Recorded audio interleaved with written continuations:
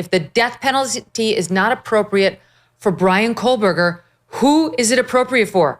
4 innocents, 3 of whom were asleep in their beds with zero chance of even fighting back. He murdered them at the prime of their life with it all in front of them.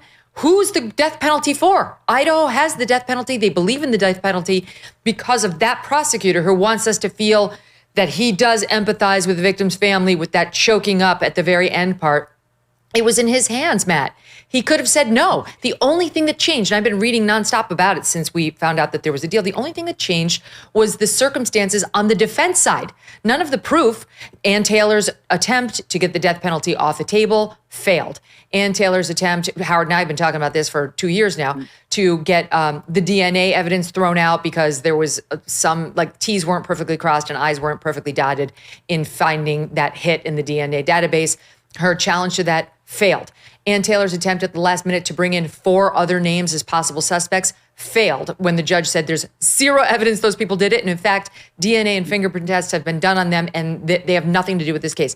Only when Ann Taylor realized she didn't have a shot at disproving anything, at really poking holes in the prosecution's case, did she go to them on Friday and say, make us an offer? And he did. And what you're saying is a prosecutor who knows he has a good case would 9 times out of 10 and has the right to say, I will not make you a deal. The deal is he can plead guilty and be subjected to the death penalty. Yeah, not 9 times out of 10, Megyn.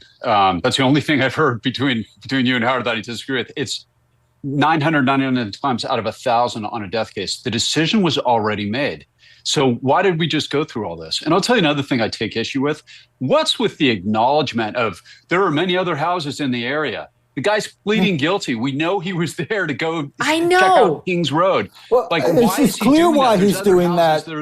He's trying to imply, well, maybe I couldn't have won this case. Don't attack me because maybe my case wasn't that solid. He is going overboard to impugn his own case publicly so he won't be criticized. Well, let me tell you another thing. Yeah, and another thing, and look, when he says there was no component, I wrote this down, no sexual component or sexual assault, he doesn't know that.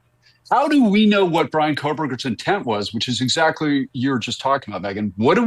Why did he enter that house? And he was obsessed with Ted Bundy. We know about that from some of the information. Actually, I think I read about that from something that Howard wrote.